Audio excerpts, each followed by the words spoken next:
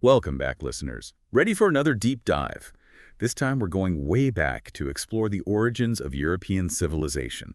And trust me, it's a lot more twisty and surprising than you might think, especially for anyone fascinated by the figures who really shaped the continent, like me. It's interesting how much we tend to focus on ancient Greece and Rome. We kind of skip over all the cultures that came before, the ones who set the stage. But that's exactly what we're going to uncover today, some unexpected connections. We'll see how these early civilizations really influenced the Europe we know now. So we're not talking about some isolated start point, but more like a web of influences, right? Absolutely. And a great place to start unraveling this web is with the myth of Europa, the Phoenician princess. She ends up on the island of Crete, and it's not just some romantic legend. It actually hints at how interconnected the ancient world really was. Oh, I see where you're going with this. The myth kind of sets the scene for how Minoan civilization, which sprang up on Crete, got its start. Like it suggests they borrowed ideas from established cultures like those in Mesopotamia and Egypt, places we usually think of as the cradles of civilization. Right. It reminds us that innovation often builds on what came before. So instead of isolated beginnings, we're talking about a vibrant exchange of ideas across the Mediterranean. It's like a historical chain reaction, right? Ideas traveling across the sea, shaping the destiny of entire civilizations. And what's wild is that this cultural blend is literally in our DNA. It is. Genetic studies actually indicate that the first Cretans had ancestors from both Africa and Asia. So this early mixing of populations likely contributed to the genetic diversity we see in European peoples today. Challenges the whole idea of one pure origin story, doesn't it? It really does. This is already turning my understanding of early Europe upside down. And speaking of upending things, let's talk about that common misconception, the idea that Europe was this blank slate before civilization arrived. Right. It's a myth worth busting, for sure. Europe has been home to hominids for over 1 million years. We're talking Neanderthals, adapting and thriving in that challenging Ice Age environment long before what we traditionally think of as civilization even appeared. 1 million years. That's almost impossible to wrap your head around. So these Neanderthals, they weren't just temporary residents. They were really shaping the landscape, both literally and, as we're learning, genetically. Exactly. They were a part of the European story for a long time. And here's the really fascinating part. Modern Europeans still carry a small percentage of Neanderthal DNA. It's like a lasting legacy of their interactions with Homo sapiens who migrated from Africa. Hold on. You're saying I might have a little Neanderthal in me? That's a family history reveal I wasn't expecting. But it makes you realize how connected we really are to these ancient populations. It blurs the lines between us and them, doesn't it? Definitely. Reframes our whole perspective on European ancestry. It's not a clean straight line, but more like a tapestry woven from all these different threads. And that tapestry gets even more intricate when we think about the environmental challenges early Europeans had to deal with. So while other places like Mesopotamia and Egypt were seeing those massive empires spring up, Europe was facing a different set of problems, right? Exactly. The climate up north was harsher, which made developing agriculture a lot tougher. This meant early Europeans focused their energy on different types of innovation, like art and cultural practices. They left behind cave paintings, sophisticated tools, things like that, all before large-scale settlements took hold. So it's a reminder that civilization doesn't always look the same. Right. It can take many forms. hmm But when did agriculture finally make its way to Europe? Well, that happened around 7000 BC. When a crucial wave of migrants arrived from Asia. They brought knowledge of farming, domesticated animals, all that. This influx really sparked the development of farming communities in Europe, which set the stage for the more complex societies that would come later. It's like those migrants brought the missing piece of the puzzle. Europe could finally catch up, at least in terms of agriculture. And isn't that around when we start seeing lighter skin pigmentation in European populations? It is. It's a great example of how the environment and migration shape not only cultures, but also physical traits. And right around that time, the ancestors of the Minoans were likely settling on Crete, beginning their own unique chapter in the story of Europe. Ah, the Minoans. We're circling back to them after laying all this groundwork. So what sets them apart? What made them so special in this evolving landscape of ancient Europe? Well, around 2000 BC, we start seeing signs of something pretty remarkable happening on Crete. Grand palaces made of stone start popping up, which tells us they had a level of social organization and sophistication that was different from earlier settlements. And get this, by 1700 BC, they had developed their own writing system. We call it Linear A. Wow, a writing system. That's huge. It's not just about building houses anymore, it's building a culture, a way to record their thoughts, their history, their whole identity. Exactly. It's a major leap forward in terms of cultural development. Unfortunately, Linear A is still undeciphered. It's a real headache for historians, like having a library full of books you can't read. It's so frustrating. It's like we're getting these little glimpses into their world, but can't quite grasp the full picture. So how do we piece together the Minoan story with these limitations? Well, even though we can't read their writing, we can learn a lot from their art, architecture, and the artifacts they left behind. One thing that becomes clear is that the Minoans were masters of adaptation. They took elements from other cultures and made them their own. So they were building on that foundation of exchange we talked about earlier, taking inspiration from the best of what the Mediterranean had to offer. Exactly. They were in a constant contact with those powerful civilizations like Egypt and Mesopotamia. They absorbed knowledge and technologies, but also forged their own distinct path. It's a pattern we see repeated throughout European history. They were like cultural curators, creating something new and unique from all these different influences. And speaking of unique, let's talk about the myth of King Minos and his legendary palace at Knossos. Was there any truth to those stories? Knossos is a place where myth and reality really collide. In 1900, the archaeologist Arthur Evans unearthed this massive palace complex on Crete, and its size and complexity actually matched the descriptions from the ancient myths. Wait, so this wasn't just some fairy tale palace, it was a real place, a testament to the power and sophistication of the Minoans. It was. The intricate layout, those beautiful frescoes, even evidence of bull worship, it all aligns with what we know from the myths.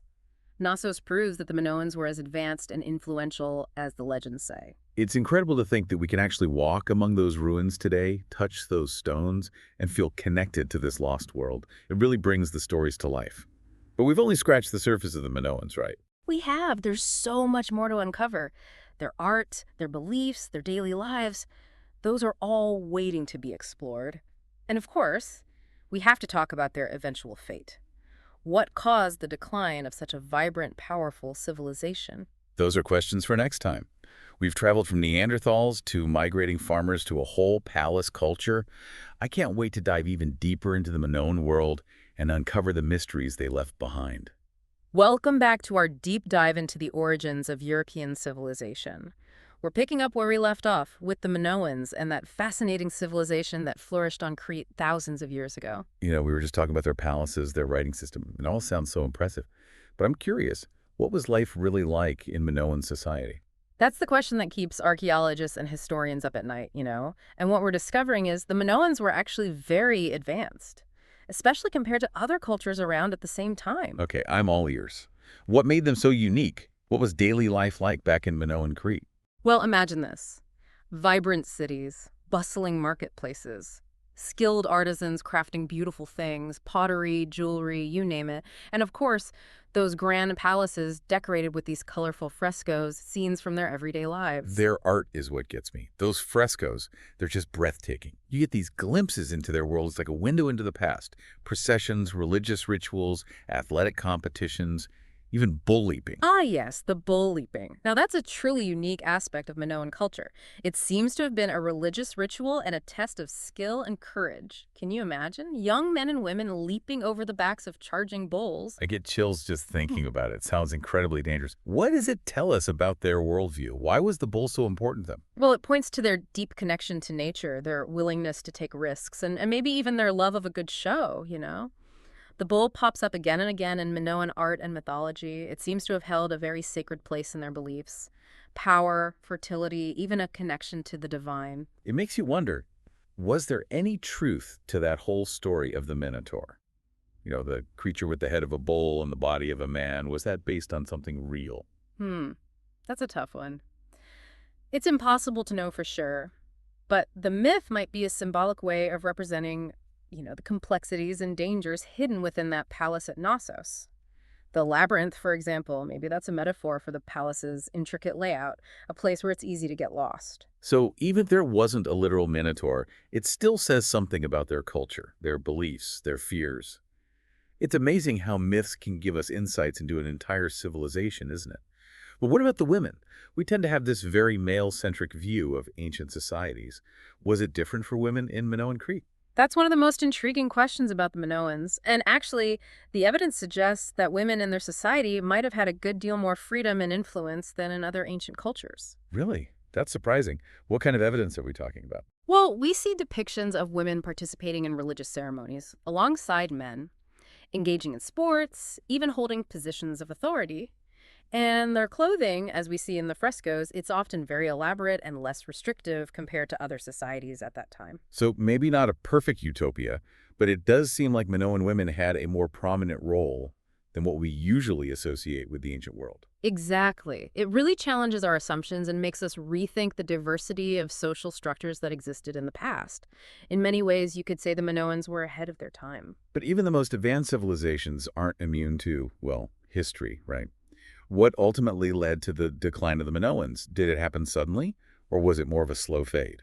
It seems like it was a perfect storm of challenges, a combination of factors that ultimately overwhelmed them. Around 1600 BC, there was a massive volcanic eruption on the nearby island of Thera.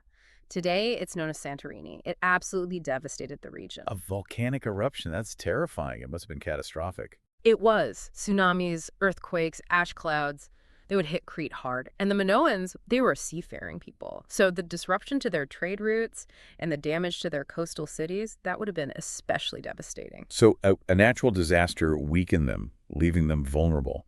But what were the other threats? What ultimately finished them off? Right around that same time, a new power was rising in the Aegean, the Mycenaeans, a warrior culture from mainland Greece. Oh yes, the Mycenaeans. Weren't they the ones who fought in the Trojan War? That's the one. And there's actually evidence that the Mycenaeans, seeing an opportunity with the Minoans' weakened, conquered Crete. It happened around 1450 BC, and that marked the end of Minoan dominance. A one-two punch, a natural disaster followed by an invasion. It really makes you think even the most brilliant civilizations aren't invincible, are they? But what happened to Minoan culture after the Mycenaean conquest? Did it just vanish, or did some elements survive? That's what we'll look at next. Because even though they were conquerors, the Mycenaeans were pretty impressed by the Minoans. They adopted a lot of Minoan art, architecture, even their writing system. So even in defeat, the Minoans still influenced the rising power. Their legacy lived on, woven into this new civilization. Exactly. It reminds us that cultural transmission isn't a one-way street. Even in conflict, there's this exchange of ideas, this blending of traditions. The Mycenaeans, in a way, became the keepers of Minoan culture. They carried it forward into a new era. It's like they were a bridge connecting the Minoan world to the world that would eventually give birth to classical Greece. That's a great way to put it. They took that Minoan sophistication, combined it with their own warrior spirit, and you got this unique hybrid culture. That's the foundation for the Greece we learn about today. It's mind-blowing, isn't it? How these events, thousands of years ago, shaped the whole course of Western civilization. But what happened to the Mycenaeans? Did their power fade as well? Or were they toppled by someone else? Welcome back to our deep dive into the roots of European civilization. It's been an incredible journey so far, from the myth of Europa to the rise and fall of the Minoans, and now we're on to those warriors from mainland Greece, the Mycenaeans. Yeah, the Mycenaeans, they definitely get remembered as conquerors, but their story's more complex than that. They weren't just tearing down civilizations. They were also taking what they found, adapting it, transforming it. It's funny how that happens, right? How a conquering culture can be shaped by the very people they conquer. Oh, absolutely. It happens all the time in history. Well, last time we were talking about the Mycenaeans taking over Crete, putting an end to that Minoan dominance in the Aegean. So remind us, who were these Mycenaeans? What made them tick? So, they show up around 1600 BC, a pretty different vibe from those sophisticated artistic Minoans. The Mycenaeans, they were all about military power. Known for their bronze weapons, their fortified cities, a very hierarchical society, a powerful warrior king, the top dog, calling the shots. It sounds like a real shift, from a culture that loved art and trade to one that was focused on military might, expansion, conquest. Right, and that shift, it changed everything in the Aegean. These Mycenaeans, they were ambitious. They weren't content to just stay on mainland Greece. They wanted to spread their influence. They built up trading networks all across the Mediterranean, connecting with those big players like Egypt, the Near East. So they weren't just about brute force, they were playing the game, Yeah. trading, diplomacy, forging connections over huge distances. Exactly. They really got around, spreading their influence, adding to that whole mix of cultures we've been talking about. And of course, you can't mention the Mycenaeans without talking about their most famous adventure, the Trojan War. Ah, yes, the Trojan War, Homer's epic poems, the Iliad, the Odyssey, those stories of heroes, betrayal, the clash of civilizations. But how much of that is actually true? How much is just a good story? Well, like you said, those epic poems are full of poetic license, the mists of time, all that.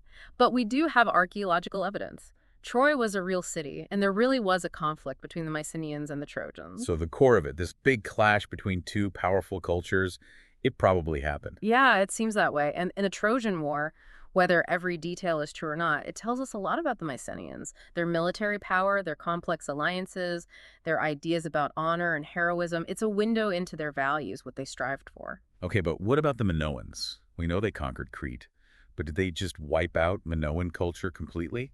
Or was there more to it? It's fascinating how those conquerors, they can be influenced by the people they conquer. Even though they were warriors, the Mycenaeans, they were really impressed by the Minoans.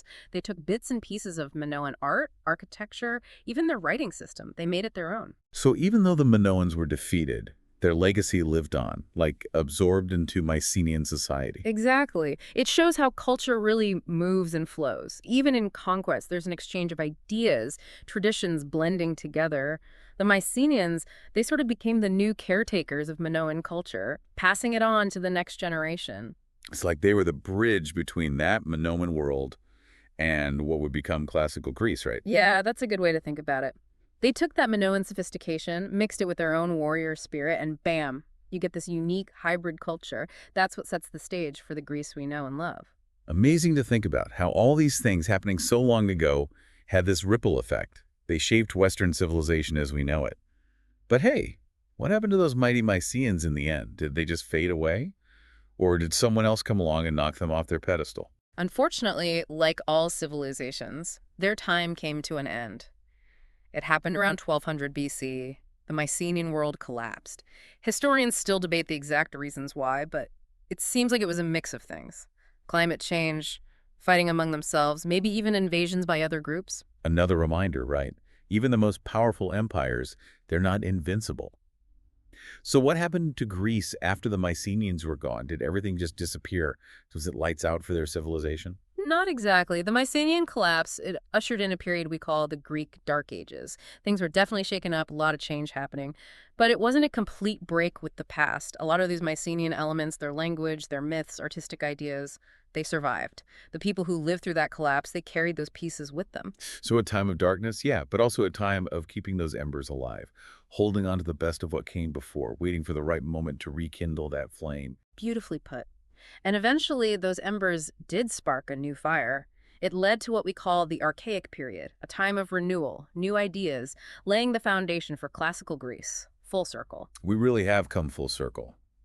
From that myth of Europa to the rise and fall of the Minoans and Mycenaeans, what a journey. We've traced this incredible lineage, this thread connecting those ancient civilizations all the way to the roots of Western civilization. It's been an amazing trip through time, uncovering hidden connections, challenging what we thought we knew, and seeing how the echoes of the past are still shaping us today. We've seen cultures clash and blend, civilizations rise and fall, and how the human spirit, it just keeps going, even when things change in huge ways. This deep dive has been truly mind-blowing. I don't know about you, but I'm walking away with a sense of awe, this wonder at how complex history really is. Who knew that a journey to the origins of European civilization would tell us so much about ourselves, about where we fit into this grand story of humanity? Thanks for coming along this adventure with us. Until next time, keep exploring, keep questioning, keep digging for those fascinating stories hidden in the past.